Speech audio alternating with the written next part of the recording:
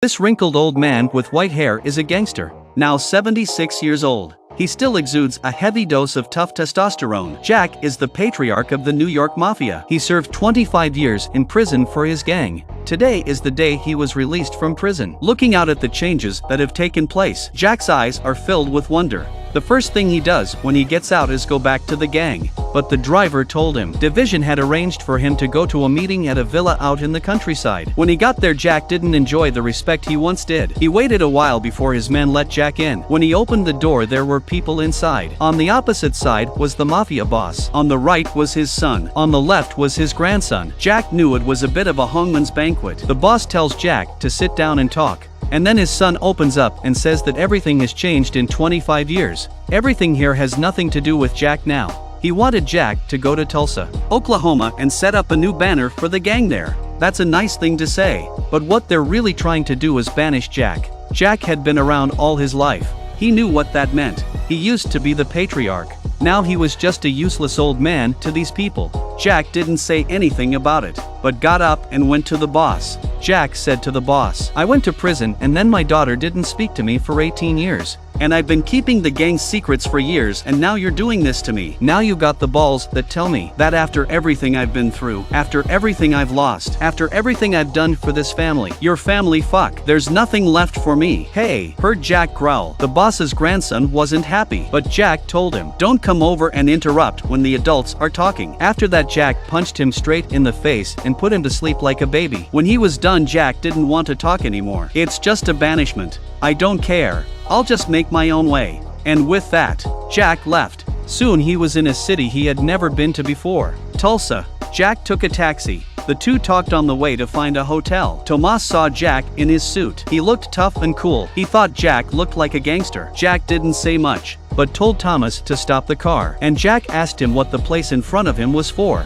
Thomas said he sold flour and ran his own business, and there was no one here to take care of it. After Jack heard this, he took out some money and told Thomas to wait at the door. He wanted to go in and make some money first. How does a 76-year-old man collect protection money? Jack went straight to the counter. He was very polite in his manner. He asks the boy what this place is for. The guy tells him that if he wants to relax. He told him that if he wanted to relax, the products here would be great. Jack heard that it was a flower shop. Then he said straight away who the owner was and where he was. The feeling of oppression was so strong that the boy couldn't breathe. He probably peed his trousers. Jack turned around and asked the security guard to take him to the owner of the place. But what he didn't expect was for the security guard to pull out the pepper spray and tell Jack to get lost. Jack didn't say a word. He walked out of the shop with his hands up. But he wasn't just going to walk away. Anybody got the time. "All right, listen, mister, I told you." "Oh my God." The boss came out after the security guard had fallen asleep. Seeing this scene, the boss also put his hands up in surrender. The boss thought he had met a robber. The woman next to him was so confused she started babbling. Jack told them not to panic. Just stay quiet. Then he told the owner that he wanted to see his account book. Due to Jack's intimidation, the owner showed Jack the bill. The little shop was currently making a profit of $1 million from selling flour. Jack asked him where the money was. The owner said it was all in the bank. Jack stomped his feet and said if he wanted to break a few bones before he told the truth, "I'd be happy to do that." The owner was a man of the world. Could he be so cowardly? He did. He dutifully opened the safe.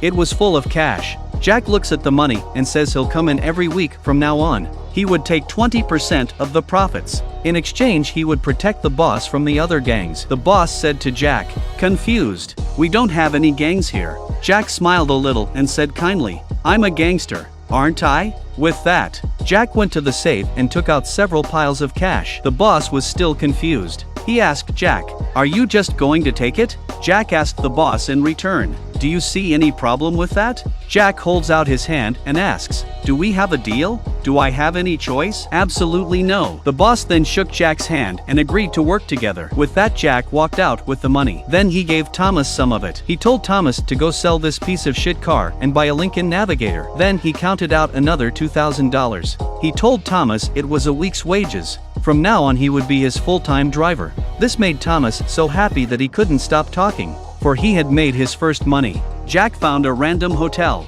Then he asked Thomas to pick him up the next day at 10 o'clock in his new Lincoln. There was nothing to do in the evening, so Jack found a bar. Collecting protection money was just pocket money. He wanted to put down roots here. The entertainment industry was something Jack had to get involved in. He talked to the owners and customers. Jack basically had his bearings. The next morning at 10 a.m., Jack sat upright outside waiting for Thomas. But he didn't expect Thomas to arrive in a nanny car. He explained that he had sold the car, but when he went to buy a new car, the other guy looked like a poor punk. Not only did he refuse to sell it to him, he wanted to call the police and have himself arrested. When Jack heard that, he had to go there himself. When he arrived at Lincoln's 4S shop, Jack walked straight into the manager's office. The manager was on the phone. The manager looked at a man in a suit. He immediately asks what he can do for him in a friendly manner. Jack said straight away that my little brother was here to buy a car. You discriminate against him. I wear a suit and you think I'm a successful man. So, I need to teach you a lesson. I called it police, let me get the phone for you. Block Navigator for $50,000 cash. Okay. And then Jack drove off in style. Finally, Jack took Thomas back to the shop where the protection money was collected. The owner was in a state of shock when he saw him. Jack ignored him.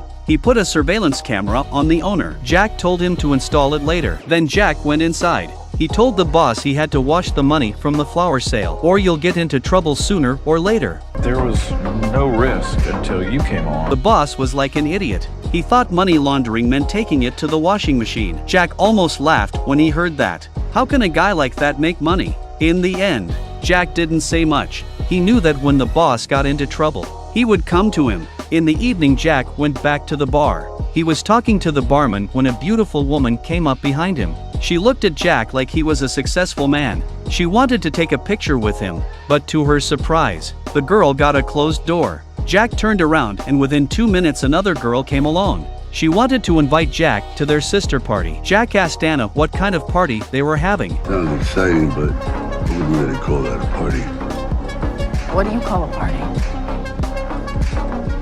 Jack took the babe straight to the dancer series. Jack punches the bartender with money and stops the harassment with his fists. The beautiful women from before take a look. This man is so manly too. She offered to get to know Jack better. Jack thought it would be nice to have someone to talk to, so they went back to the hotel. But after she had finished her shower, she found out that Jack was 76 years old. He was 55 years older than she was. She was shocked. She was a bit overwhelmed by this fact. She just wanted to get out of here. She apologized to Jack and said, "I've got some business to attend to. I've got to go." Jack could only laugh to himself at this. The next day, the local alcohol, tobacco and firearms board was in session. The higher-ups highlighted the arrival in Tulsa of a former mafia patriarch who had just been released from prison. He wanted everyone to keep an eye out for him. And when the woman looked at the photo, she was stunned. Isn't this the same guy she was dating yesterday? And at that moment Jack was just packing up his cash. He stood in front of the window and began his plan. From now on,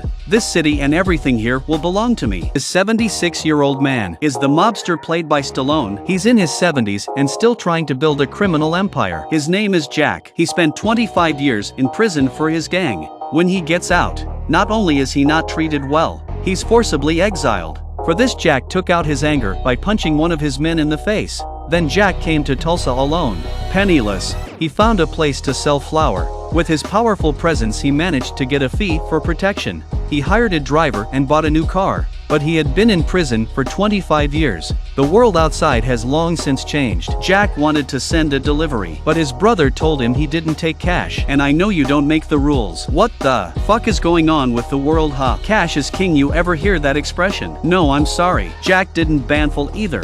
He had to give his money to someone else and swipe their card for coffee. There are no glass cups, only disposable paper cups. There are no traffic cops at the traffic lights, only smart voice alerts. All these new things made the old man a bit uncomfortable. Coming to the square, an old woman collecting rubbish told Jack, "There is the center of the universe." No one could hear him from inside. Jack tried it with some skepticism. Neither the horse nor the old woman responded to his call. When he came out, the old woman told Jack that only God could hear him standing there. Jack thought it was interesting. He took out some money and tried to give it to the old lady. He didn't expect to be disappointed. "What's that? Get yourself something good deed. I don't want any of your scuzzy money." Anna, who had been close to Jack here, asked a colleague to look up some information. She learned that Jack was an old gangster. He's got 2 murders under his belt. Now all he had left was a daughter. And in New York, Jack punched out his man Smith. He finally woke up, because he had a broken jaw. So he wants to go after the gang. After all, he was a small-time leader. The gang looked at him like he was in trouble. They agreed to help out with the situation. At this point, Jack is dressed in gold, showing off his big brother quality. When the chauffeur arrives in the big Lincoln, Jack opened the door gracefully, as cash is not an option anywhere these days, so he asks the driver what to do. The driver tells him to go to the bank and get a bank card, put the money on it, and swipe the card wherever he goes. So the first thing to do was to have the money first. Thomas asked Jack where we were going now. Jack said we'd go to Bobby's first and get some money. Soon the two arrived at Bobby's shop. Seeing Jack, Bobby knew he was going to bleed again, but this time he plucked up the courage to ask. It's okay to get money, but there has to be some kind of exchange. Jack told him that I would soon help you negotiate a lower price for the flour. With the money, Jack went to the bank to get a card first, but because his ID card had long expired, so the teller didn't accept it. Jack had no choice but to go back to New York to get an ID card. So Jack enrolled in driving school. With a driving license, you have an ID card. He didn't know any of the questions on the first test. Jack had to force himself to cheat. After taking the test, he went to get his picture taken. The old man's habit is so funny. The staff asked him, "Sir, what are you doing?" Jack could only smile helplessly and pretend that nothing had happened. After the photo shoot, Jack went to queue for his second test. The woman told him it would be 5 weeks before he could take the test. As soon as Jack heard this, he unleashed his superpowers. Jack silently took a wad of money out of his pocket. The woman saw it and silently stuffed it into her chest. Then the woman said, "Well, this is strange. Looks like there's an opening early next week." With that sorted out, Jack managed to get a bank card. The gang called him as soon as he got out. They wanted him to pay $100,000 to the guy who'd broken his jaw. When Jack heard that, he said he'd give him a get-well-soon card at the most. With that, Jack hung up the phone. When he got back, Anna came to the door. Jack thought she was going to be intimate again, but he didn't expect Anna to be honest and say that she was an agent for the ATF, because Jack's mob photos had been passed on to her office. She'd come to tell Jack he'd better not do anything wrong. During the conversation, Anna mentioned his daughter. His daughter, Lily, had always been Jack's heartbreak, because he was in jail for being a gangster. She hadn't spoken to him in 18 years. At that moment on a farm, a man receives a phone call. Someone tells him that Jack has arrived in Tulsa. He tells him to find out where he lives. Unaware of this, Jack is in his big Lincoln with a desperate Bobby in tow. The men were going to the Indians who grew the tobacco to renegotiate the price. Soon the car arrived at their destination. Jack stepped out with his two men. Looking at the huge base of flour in front of them, they felt like it was gold. Then an Indian came up to them. He was the boss, Matt's cousin Jerry. When he saw that Jack had a bit of an aura, Jerry was not very polite when he opened his mouth. Just as the two were about to fight, Matt came running out. He came to the table. Matt said right off the bat, "You can buy buds for 1,200 a unit. 10 units to order." Jack got up and left. There was no sincerity in this price. Matt saw that this was a man who knew what he was doing. Matt then asked Jack to come up with a proposal. Jack wasn't in a hurry either. He's been in the business all his life. He knew all about small business. Although Matt grew his own, but his goods are also mixed with ripening varieties. Jack could spot these things at a glance. Matt was immediately shocked by this comment. And then Jack said the price. Jack said something like, "I'll take 300 units, 1,200 for the first 10 units, 1,100 for the next 10, 1,000 for the 10 after that, and 750 each for the remaining 270 units. I have to do the math, we'll do it fast, because the offer expires when I swallow this cracker." Faced with a bargain of big brother proportions, Matt can only shake hands with the deal, and he admits it's a fair price. On the way back, Jack played with the smoke ring like a child. He even teased Bobby with his cigarettes. "Here's your cigarette. Not for you. Here you go." Still not giving it to you. After the game, Jack began to feel that society was moving too fast. Many of the beliefs and traditions of the older generation have been lost. As they chatted, Smith had found out about the hotel where Jack was staying. In order not to alert Jack, Smith did not ask the receptionist to inform Jack. The next day, Jack received his credit card from the bank. Jack looked at the address information.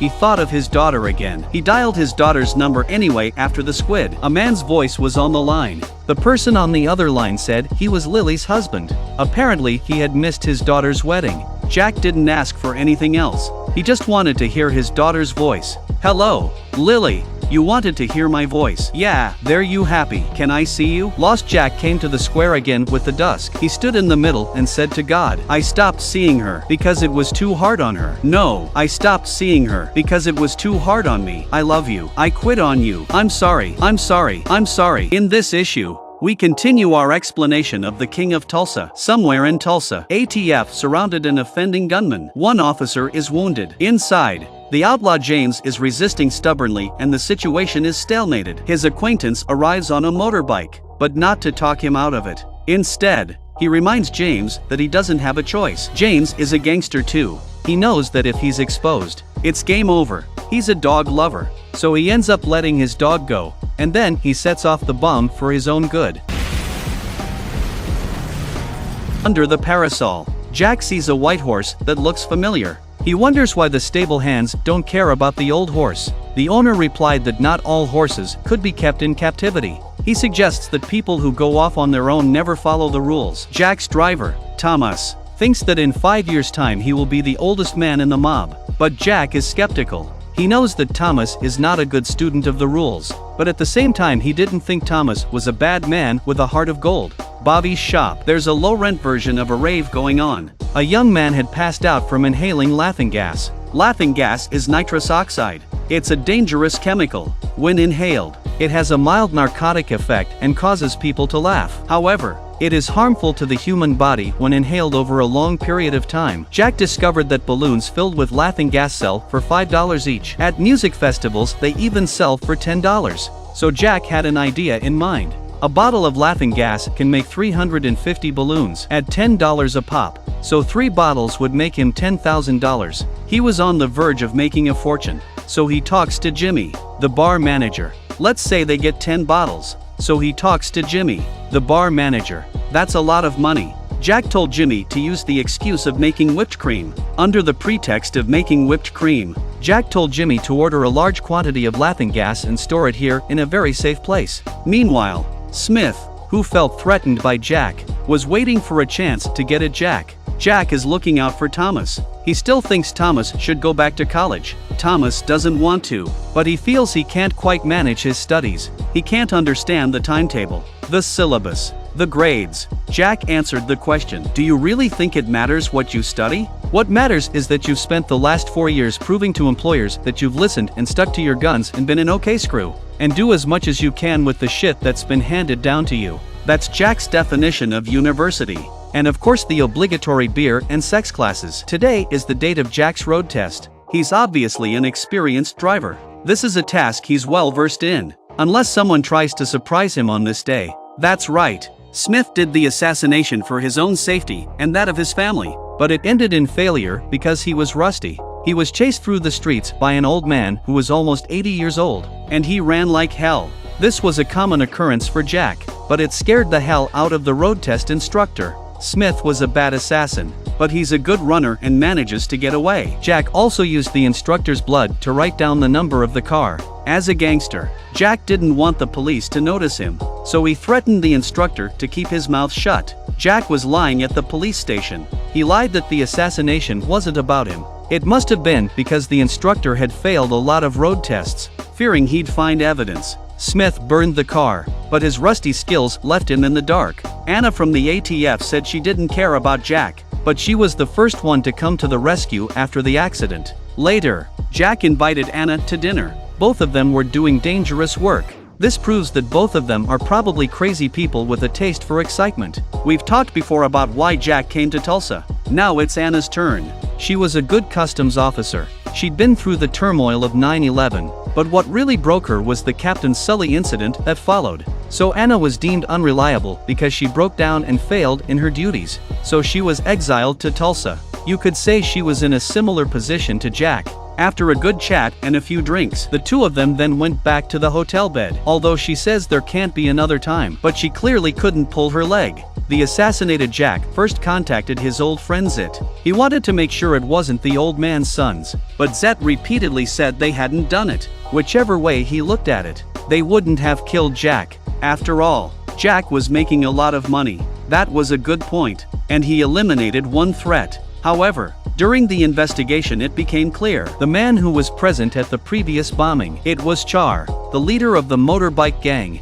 the Crushers. This man had also been in prison for a few years. Once he was released, he went back to his old ways. James was his former cellmate. Now he's dead. So he thought he should start with the core of the shattered stones. To find the killer, Jack came to visit the coach under false pretenses. In fact, he slipped the coach $10,000 to find out where the car was by its license plate number. In the spirit of responsibility, Jack wants to dismiss Thomas. After all, Jack had just suffered an assassination attempt. So Thomas, the driver, and his family could have been accidentally killed. But Thomas said he was an adult. He had the right to make choices. So he decided to stay. Jack couldn't say anything else. Jack then said that to be on the safe side, you'll have to get another car, and it'll be free. After all, it's not a very good car, and it's got to be aftermarket. During the investigation, Anna had adopted a stray dog from the crime scene. Jack's side of the road soon found the car. Smith had closed the door because he was rusty.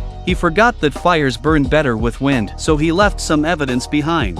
So by searching the internet, they soon found the ranch where Smith was. Jack pretends to be a private detective and tries to get through to the owner of the ranch, but he's soon identified as such. But the point is, the owner made sure that the employees were nice during the workday. As for what the employees do after hours, that's out of her hands. So she persuaded Jack to leave. The sensible Jack was more comfortable with this response. Thomas wanted to be more of a mean gangster. This worried his dad, and Jack became the night watchman. He waited until the end, when he followed the suspect to his home. Because of the bottom line, Jack decided to wait until the house was empty. He would go back to get a statement. Smith, who had also been exiled here, had become a cowardly man. So when he was confronted with the neighbor's dog taking a dump, he didn't even have the courage to ask for a statement, which was very humiliating. Jack waited for the others to leave.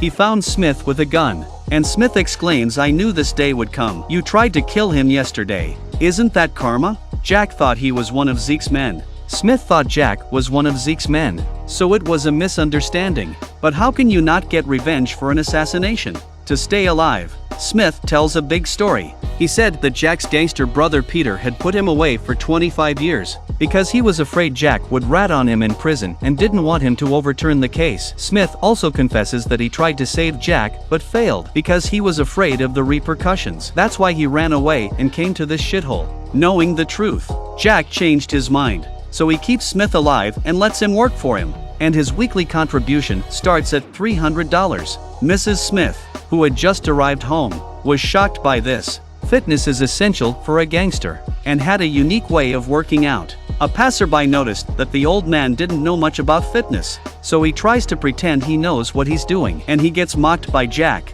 Jack says, "If you can take a punch from me and not pass out, I'll do it your way. I'll even donate to your favorite welfare organization." This scared the guy into silence. While riding in the car, Jack found out that Thomas was trying to save money. He'd put a meter in the car to save money. The mob has a reputation to uphold. After that, Jack threw the thing away. It wasn't long before Jack gathered the crowd to sell laughing gas. The festival was very busy that night, and they got off to a good start. But suddenly they found themselves in someone else's territory, and they were warned of their intrusion. Maybe these two were a bit of a wimp, so the warnings were of little use. The sudden arrival of the threat put Smith and his wife at odds. She is also worried about how many secrets her husband still has. This makes Smith very frustrated and embarrassed. Jack's plan was a great success. 10 bottles were sold out in no time. Thomas also exclaims that this is the way to make a fortune because Thomas liked Jack's ring. Jack simply gave it to him. This added to Thomas's identity as a gangster. On the other hand,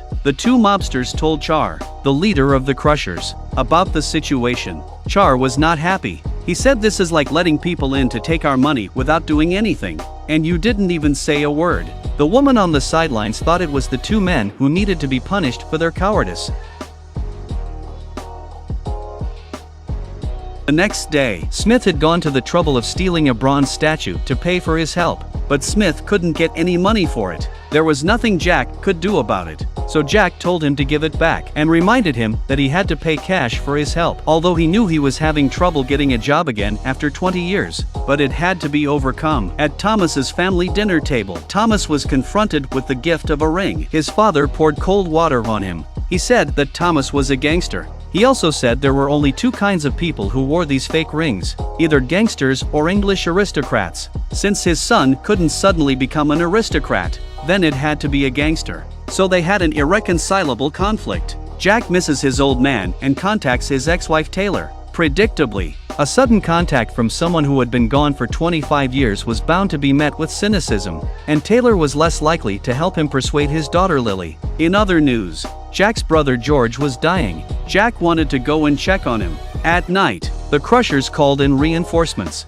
They beat the shit out of Thomas and the others, and took away the night's earnings and the laughing gas. Smith watched the neighbor's dog shit on his lawn. He was lost in thought as they contemplated moving out of danger from Jack. Jack, on his side, immediately learned of the Crushers' retaliation. He decided to take his boys and take the place back. He even talks about Sun Tzu's art of war to build up his army. Jack informed Smith. Thomas, on the other hand, was injured. The worried father scolded, "You're 25 years old. When are you going to let us see the return on our investment in you?" That was an overstatement. So this made Thomas very angry. That evening, the crowd was about to leave for the scene. Thomas's dad came along, and since he couldn't stop his son, "I'll join you then," and to ease the father-son bond, considering the more fighters the better. Jack agreed. According to the investigation, there were 12 of them in the yard, and there were only 8 of them. While everyone was waiting for Jack's advanced tactics, Jack said that in the art of war, Sun Tzu said, "Every man must eventually become a man of honor."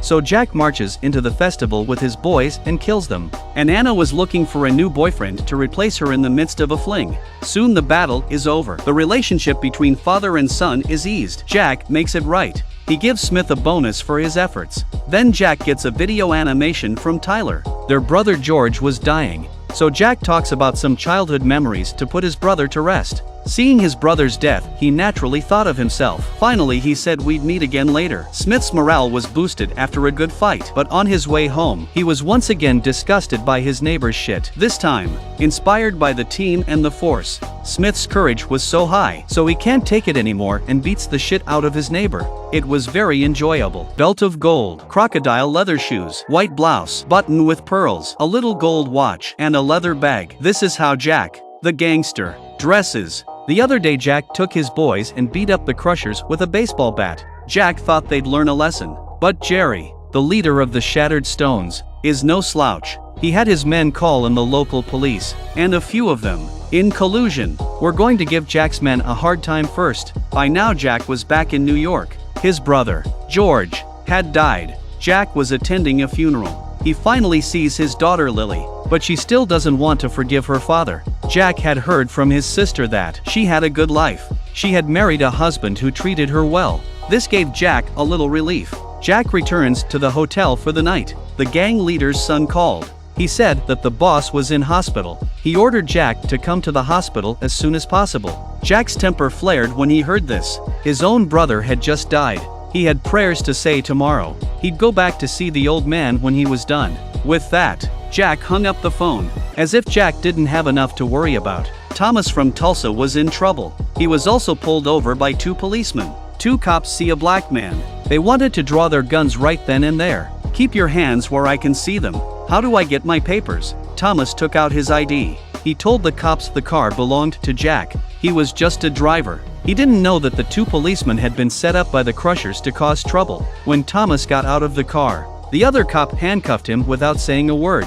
There was no charge and no search warrant. The 2 cops didn't give a damn about Thomas's displeasure, but it makes sense that Jack, a gangster, would find weed in the car. There was nothing Thomas could say about it. Taken back to the station, Thomas kept calling Jack, but there was no answer. And so Thomas was thrown into a group prison. At this time Jack arranged a meal for all the relatives after the funeral. At the meal his daughter continued to speak ill of him. Jack kept apologizing, but Lily wasn't buying it. After everyone had raised a glass to George's memory, Lily was the first to leave the table. This left Jack devastated.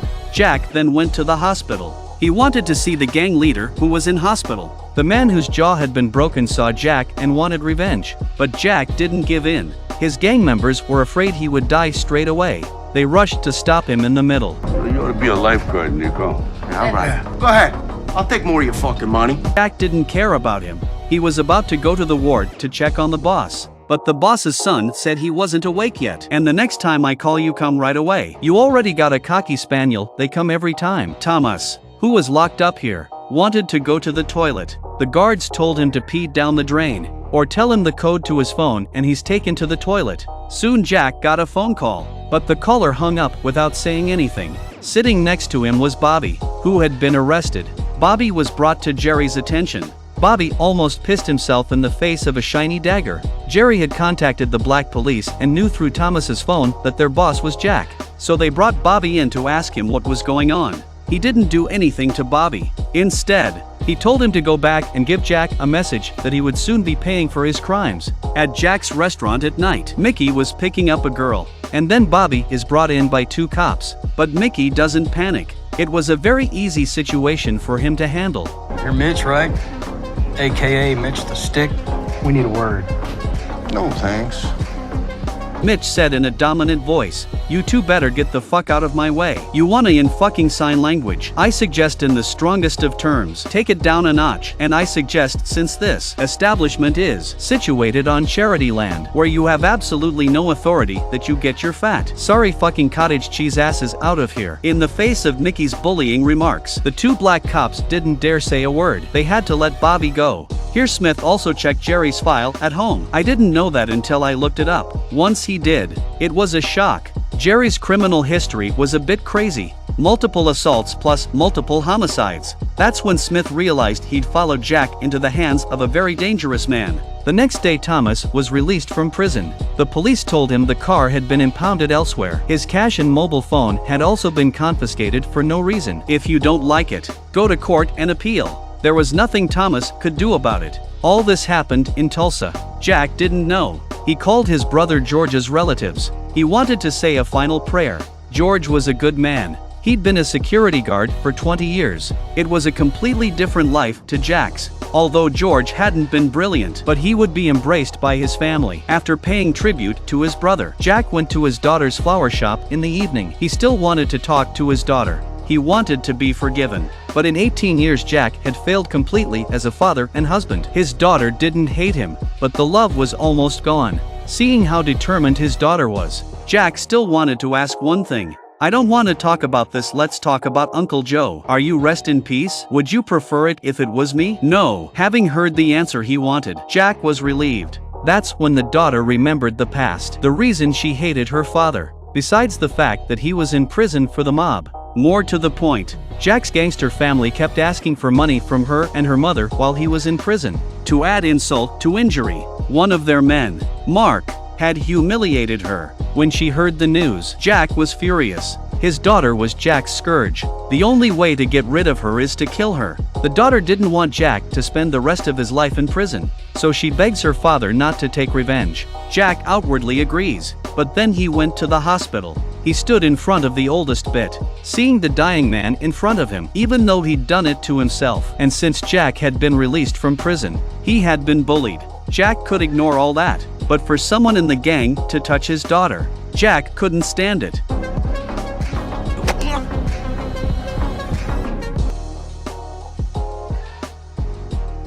That's how Bitter got his life back, but the gang's men would have been dead. Jack went in there and didn't say a word.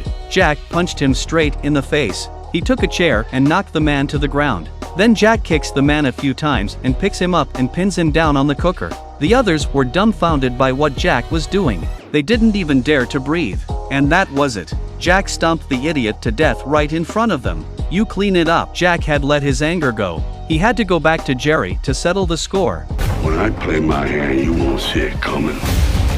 How tough can a 76-year-old gangster be? Someone touched his daughter. He didn't even say a word. He just did it. The people around him were dumbfounded. They couldn't even breathe.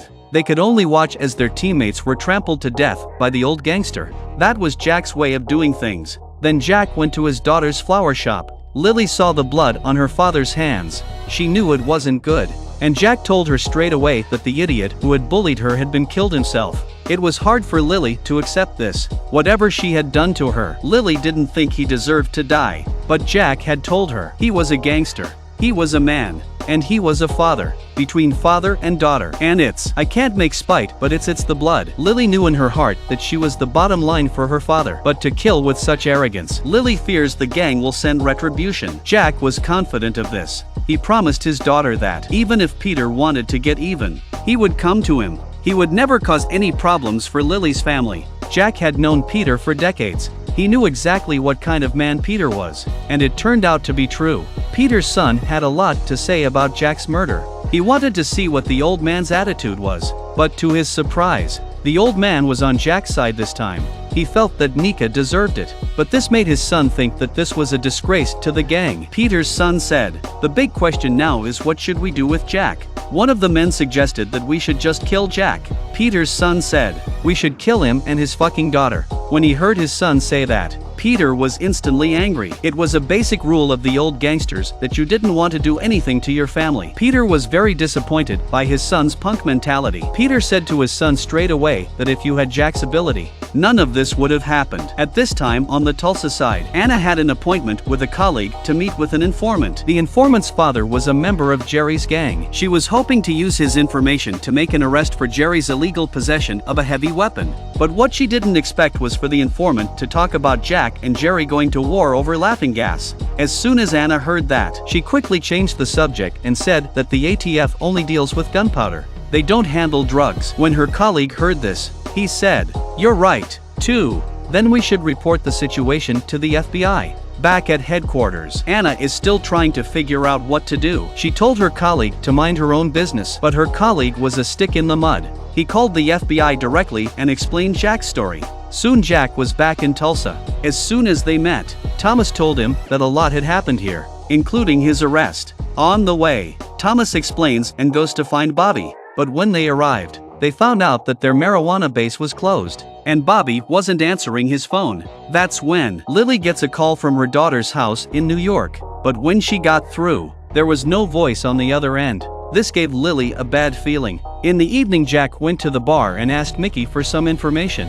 Then Jack asked Mickey to go with him to talk to Jerry in a few days. Then Jack went back to the hotel. Concerned, he called his daughter again. His daughter told him that someone had called him today. Jack was very upset when he heard this. He told his daughter to tell him immediately if it happened again. Jack then called Andy, the gang's patriarch. Jack asked him straight away if someone was making a move and messing with his daughter. Andy said he didn't know anything about it. Jack said to Andy straight away that more people would get hurt this way. Andy asked Jack straight out how we were going to calm this down. Get on the next flight out here. Andy tried to say no. Jack didn't bother to listen and hung up the phone. The next day Anna made an appointment with Jack. He didn't know why Jack had come to Tulsa, but there had been a lot of trouble since he'd been here. Out of their friendship, Anna said the FBI were already investigating him. If Jack had been caught because she was close to Jack, it could cost her her job as well, so she tried to talk Jack out of it. Jack thanked her anyway, but stopping was not an option. It didn't take long for the FBI to knock on Bobby's door, and the next thing you know, the next thing they knew, a large number of officers were sweeping Bobby's pot shop, but to their surprise, not to mention the weed, the officers didn't even find a single cigarette butt. That's when someone said there was a safe in the back. I thought I'd get some dirty money, but when they opened it, all they found was a cigar. This side of the New York gang, Andy asked the boss if he wanted to go and negotiate with Jack. After all, he was worried that there would be no return. The boss thought about it and told Andy that Jack didn't just kill people. You can just book a ticket. At the moment Jack was negotiating with Jerry, both sides had hit each other once. Neither side had gotten the better of the other. And in the time that Jack was back in New York, Jerry had been backstabbing him. This was already upsetting to Jack. And now Jerry was saying he owned Tulsa. Jack's an intruder. That doesn't mean anything to an old gangster. Jack's message was clear. If you're in the laughing gas business to your detriment, you could have told me nicely that I could have done without it. But now you're saying this is your turf. You're playing with me, sitting on the mountain as an alliance. Sorry, no one has ever been so arrogant with me, Jack. If you're not convinced, then let's have a bout. Jerry says to Jack, you overestimate your strength. Jack says, when I make a move, you won't even have a chance to react. Next time you want to talk to me, find a place with air conditioning. With that, Jack turned around and walked away. Mickey asked Jack, is this how you always negotiate? Jack put on his sunglasses and said, I'm used to being arrogant. Back at the bar at night, Jack told the boys, "We can't lose face, but blood can't be spilled for nothing. Jerry's gang was big. We're not going to take it on the chin just yet." Mid-sentence, Bobby came into the house. Jack knew he'd been taken in for questioning by the FBI, so Jack does a token search for a wire on him. Bobby said he hadn't ratted anyone out, but because the shop had been raided, so the money in the safe must be gone. Jack didn't want to tease him when he looked so desperate. Jack told Mickey to throw some bags of cash at Bobby. That's when Bobby realized that Jack had already taken the money. Hey, don't you fucking kiss me. Immediately afterwards, Bobby excitedly said to Jack, You mind if I join you for dinner? Please do. Jack looked at his brothers who had been born and died. He smiled with relief. The next day Jack went to his usual place to visit the white horses that he used to walk, but the shopkeeper told him the old white horse would soon be euthanized. So Jack took the clerk and found him in a barn. And Jack bought the old white horse for $300. Whitey's horse is all he's stupid, not good for anything anymore. Get you on your toes. Jack then took the old white horse to the stable where Smith worked. Jack hoped that he would still be able to do a couple of laps in his old age, but Jack's old horse wasn't so relaxed. In the evening, the daughter got out of the car with the children and came home. Her husband hadn't gone more than a few steps after parking the car. He was assaulted by Peter's son. He was beaten so hard he fell over. Here Jack and Mickey are about to close the door. They were suddenly shot at. After dodging a wave of bullets, the two men rushed out with bullets in their faces. Jerry's men were out cold. Jack was forced to take them on. "Well, I fought her over. You got yourself, partner. Good dear." The daughter was attacked again. Jerry's constant harassment for having killed a man. This old man spent 25 years in prison. Now he's doing it for his daughter. He stomped on an old cadre in his gang, and because he was bullied by others, he shot them dead. This is the 76-year-old, gray-haired but still handsome Jack. Afterwards, he and Mickey dug a hole in the backyard. Before throwing it down, he asked Mickey to remove Jim's biker suit, which was full of bullet holes. The next day, Jerry kept calling Jim from the gang, but he couldn't get through. When no one knew where Jim had gone, Jim's girlfriend walks in with a delivery box. Jerry had his men open it and realized it contained Jim's clothes. The bullet hole in it said it all. It was then that Jerry realized that what Jack had said was true. Then the woman called Anna. She was an informant for the ATF. Now her boyfriend had died at gunpoint because of a gang fight. It was a shock that made the woman not want to work for Anna any longer. But as far as Anna was concerned, until they had evidence of the bald man's crime, all efforts were in vain. So Anna consoles the woman, and they agreed on a time and place to meet. In the afternoon, Anna waited for the woman in a field early. After the meeting, Anna first comforted the woman. Then Anna began to brainwash her. Her boyfriend's death was all because of Jerry's orders. So only if Jerry goes to jail, so that her boyfriend would not die in peace. The woman gradually calmed down after hearing Anna's words, and the woman promised to help her one last time. When she got back, the woman took advantage of the absence of the gang. She sneaked into Jerry's office. Jerry had a notebook. She'd seen it around once. There were a lot of accounts in there. All the woman had to do was find the notebook and it would provide evidence of Jerry's crimes. Soon she pried open Jerry's safe drawer with a dagger. Sure enough, the notebook was inside. But just as she opened it to examine it, Jerry quietly opened the door and entered the house. At the sight of the kindly Jerry, the woman began to tremble with fear. She had a million ideas of how to explain it, but every one of them ended in death. Jerry didn't get angry at the scared woman. Instead, he said he liked her very much. The woman thought she had a chance to live. She immediately approached her and said she could be Jerry's girlfriend. He could do anything he wanted. But Jerry pulled out a dagger from the side. The woman was scared and asked Jerry, "What are you trying to do? Do you want to kill me?" Jerry laughed and shook his head at the woman. The woman fidgets in fear. Suddenly, Jerry came around behind the woman's back and strangled her. The next day, Anna called the woman. But it was Jerry who answered the phone. "Where's this? You dialed the number for hell, darling. Who did you think?" Good answer. Anna was so scared she couldn't help but shake her body. Anna knew full well that the woman was gone forever. Here in the restaurant, Jack received a call from his daughter. His daughter told him that her husband had been attacked, although the husband's life was not in danger. He had broken a few bones. His son-in-law had been beaten. As far as Jack was concerned, it was no different from his daughter being bullied. He suspected that because he had stomped on a gang member, that's why his daughter's family had been subjected to revenge. But that was just a guess. Jack didn't have any proof. Jack told his daughter that if you felt in danger you should move to Tulsa as a family. At that moment Thomas and Smith went to the train station to pick up Andy, who had arrived. Andy's reason for coming is to get a feel for Jack on the orders of the gang's boss, Peter. Although they had exiled Jack to Tulsa. But if Jack's forces were not under the gang's control, then they had to clean house. Soon Andy was brought to the restaurant. Jack saw him. Jack went up to him and asked him if Peter's son had beaten up his son-in-law in secret. Andy said he didn't know anything about it. He also said that Peter had taught his son a lesson, and that Peter had told everyone to keep their distance from Jack's daughter. Jack was a little relieved to hear this, since the gang hadn't done it. Jack didn't have to give Andy a hard time, so the two of them had a drink.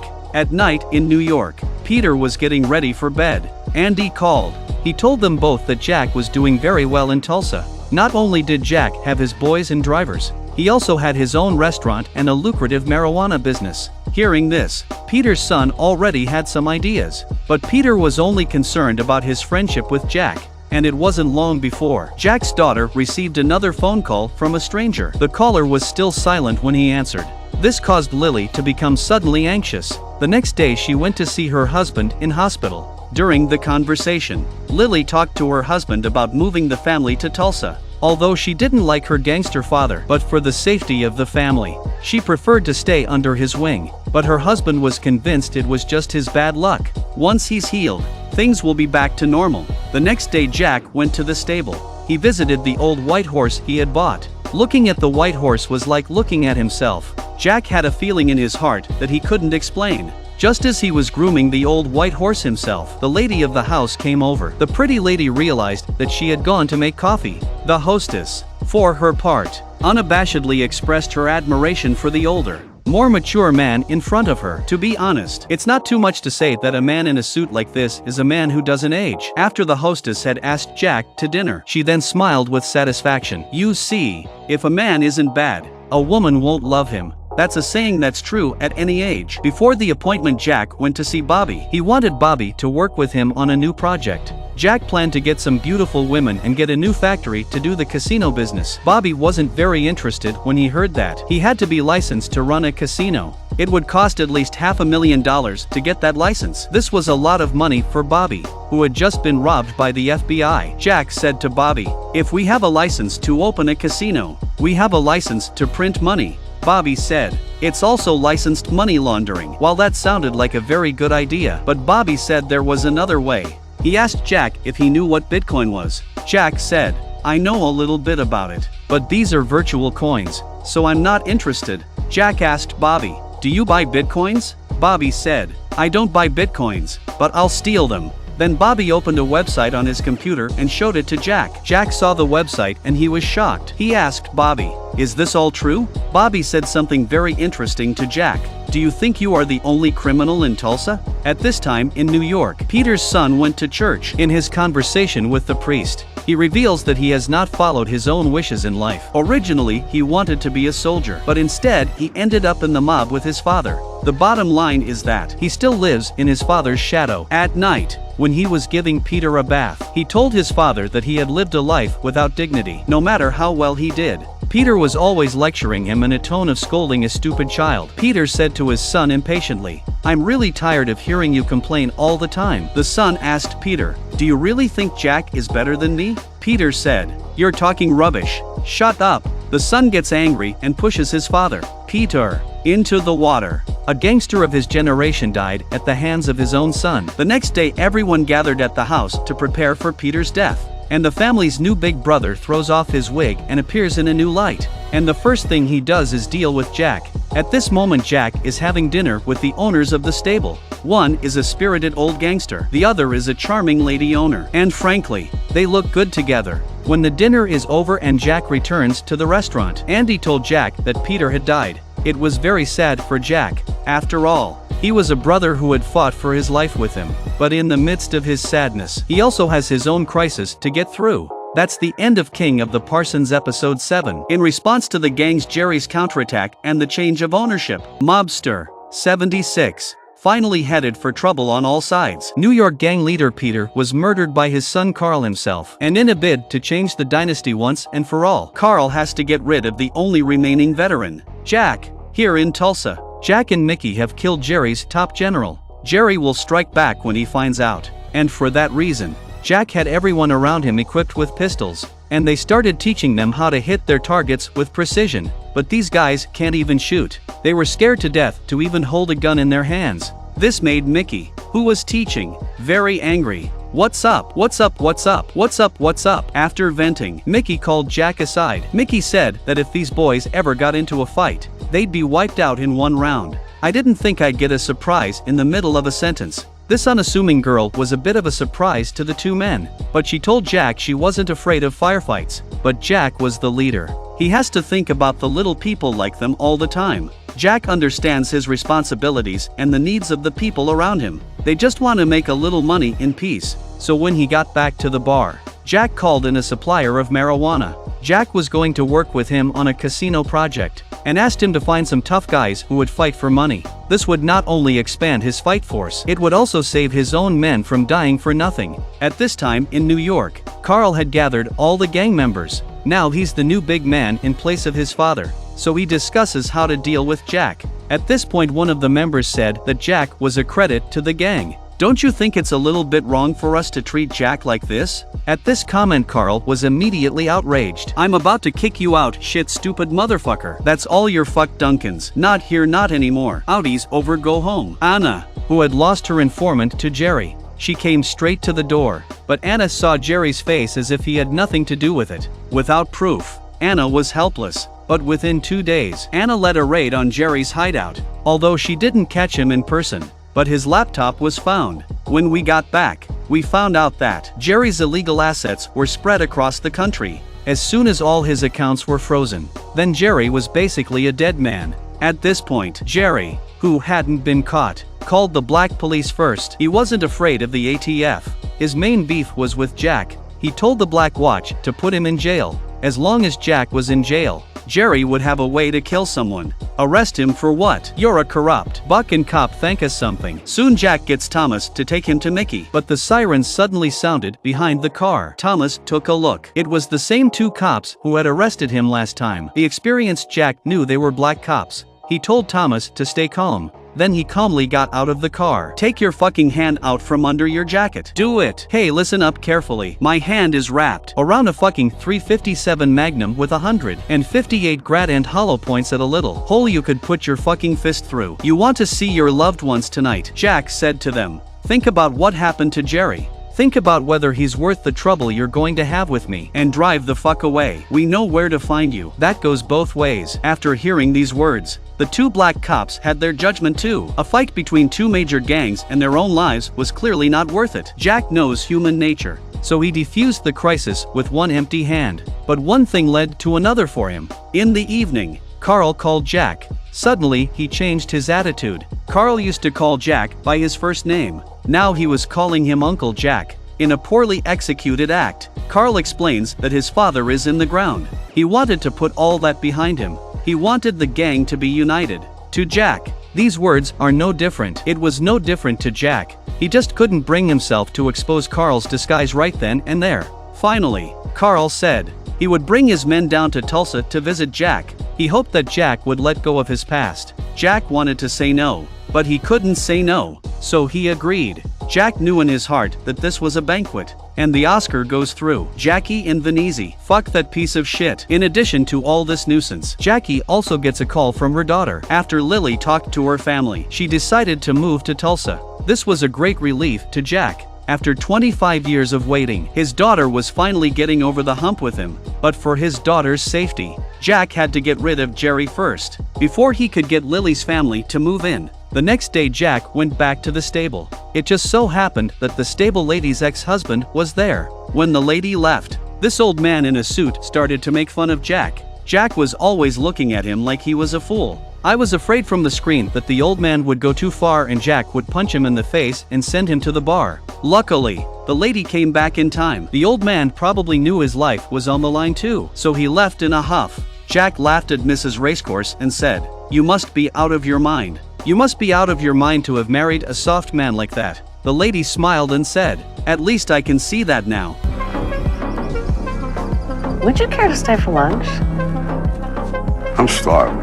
Here Jerry called the black cop again. Jerry found out that the black police hadn't got it. Jerry hung up the phone in anger and decided to take matters into his own hands. Meanwhile, Thomas was packing his things to go out and live on his own. As a father, he watched Thomas get involved in a gang fight. It's impossible for a father not to feel sad. But Thomas is a grown man. All a father can do is wish him well. As to whether he was right or wrong, it's up to Thomas to decide for himself what's right and what's wrong. On the other hand, the supplier of the weed was talking to Bobby. He didn't know if he should go to the casino with Jack, and all Bobby said to him was that he was richer than he was worth. In the evening, Jack is heading back to the hotel. Anna came up to him out of the blue. She told Jack that Jerry's gang had been taken down, although he hadn't been caught himself. But Jerry was no longer able to make any waves. Anna wanted Jack to stay out of trouble. Jack didn't say yes or no. Instead, he wanted to buy Anna a drink. While the two were talking and laughing, Jerry came out of nowhere. Anna pushed Jack away and pulled out her gun. Suddenly, Jerry shot Anna. After Anna was shot, Jerry rode off on his bike. Jack was at a loss as to what to do with the sudden turn of events. Thomas quickly turned back after Jack handed him the gun. He then stood still and waited for the police to arrive.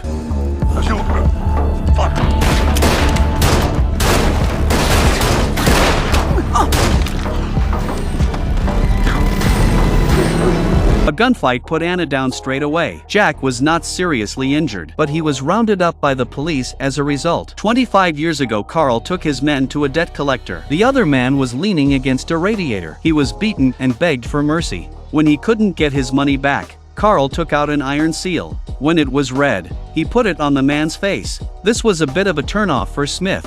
He called Jack right away. Soon Jack came upstairs. When Carl saw Jack, he turned into a grandson. He rushed to find his keys and was ready to let the unlucky man go. But the red-hot iron mark caused a fire. When he couldn't put out the fire, Carl escaped first. And because the handcuffs were made of titanium steel, Jack used his gun to no avail. The fire was about to engulf everything. Jack didn't want him to be burned alive, so Jack gave him a good shot with his gun. But when he came out, there were cops standing outside.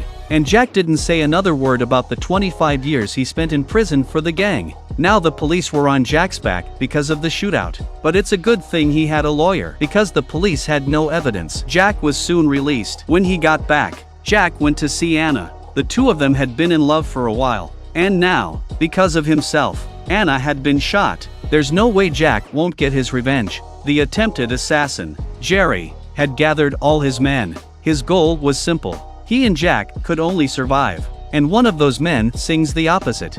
We already got the ATF on our ass. The FBI too now, probably. Compared to Jerry's ironclad policy, Jack was much more gentle. He knew that many of his men had families like Smith's, so risking their lives in a firefight required their willingness to do so. Jack never forced his brothers to go to war, and the more he did, the more the old guard would follow Jack to the end. Here Carl had arrived in Tulsa with his men and Goody. He was here waiting for Jack to meet him. Carl was going to give Jack a run for his money as the new head of the family. Jack walked up with Thomas and Smith. The scene was the opposite of what Carl had in mind. Jack never gave him the time of day. If Jack hadn't wanted to make a scene, Carl's men would have been crippled once again. Jack says we're making a lot of money here. Carl arrogantly said to Jack, "That's what you should do." Point is, we're fucking done. So I want you to pack your shit, get on a fucking plane, and stay the fuck out of my town. Then Jack pointed at Andy in a domineering manner and said, You really want to keep working for this asshole? Look at him, fucking Kojak. You got 3 seconds to make up your mind. Andy nodded and looked at Carl and then at Jack. Then Andy walked firmly over to Jack's side. Smart. You fucking piece of shit.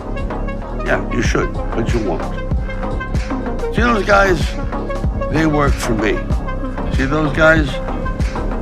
At the sight of such an outcry, Carl was too scared to say a word. And that's how Jack not only humiliated Carl on the spot, Jack also took one of Carl's top men with him. Back at the bar at night, Jack introduced Andy to everyone. Then Jack started his pre-war speech with Jerry's gang. Through his own past, Jack had made a central point: either you live in fear or fight back in anger. Jack said to the crowd, if you can get through the fear in your heart, when you come out the other side, you will have become a strong man. These are things you never dared to think of before. All those bad things won't happen again, and we will be part of each other's families. A few simple words turned the crowd into hot-headed warriors. The next day Jack went to see Bobby again. Not only was he going to kill Jerry, he was going to take his money. Jerry's laptop had been taken by the ATF. So Jack asked Bobby to hack into Jerry's computer and transfer his assets. Bobby can steal other people's virtual currency, so this was a piece of cake for him. It didn't take long for the ATF agent to get confused. More than $8 million in US dollars went straight to zero, and that's when Jerry got the message. It didn't take long for Anna to receive a greeting card. It also contained a flash drive. A confused Anna opened her computer and looked. Jack had given her the whole $1 million. The evening was spent waiting in the bar. Soon there was the sound of a motorbike outside. No need to think, it must be Jerry's gang. They all dropped their stuff and started to prepare for the fight. Outside, Jerry got out of the car with a bunch of his boys. They were all loaded and ready for a fight. Just as Jerry and his gang entered the door, they suddenly stepped on a trap. Jack comes out from behind the locker with his boys and ambushes them back. After a volley of gunfire, half of Jerry's men were dead. Seeing that they were still not giving up, immediately, Jack got the Rambo feeling. He's on a violent rampage. Here Smith is shot by a sneak attack and goes down. Mickey sends the attacker away with a shot, and Jack rushes to check on Thomas. Swear this arms, stop the blood.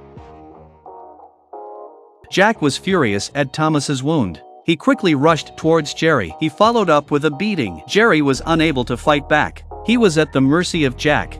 You still think I overplayed my hand? Yeah, fuck off. The battle between the veterans came to an end with Jerry's tragic death. Jack's men were injured but unharmed. 3 months later, Jack's daughter also moved to Tulsa, now free of enemies. He was able to enjoy a great time with his daughter. While he was chatting with Mrs. Racecourse, Lily called out to him to go for a ride on the white horse she had bought back as the once most powerful Rambo. It's a bit hard for him to pretend he can't ride a horse now. By this time Anna had recovered and was on the mend. But when she returned to the ATF, her superiors had found out about her relationship with Jack. Anna was ready to lose her job, but her superiors offer her a promotion. At night Jack's bar was buzzing with activity. After 3 months of rebuilding, the place has been transformed from a gunfight ruin to a music restaurant and a luxury casino. Mickey introduces Jack on stage in front of everyone, and he followed it up with a solo song for Jack. But just when Jack and his daughter were happy with what they had achieved, someone told Jack that there was someone outside looking for him.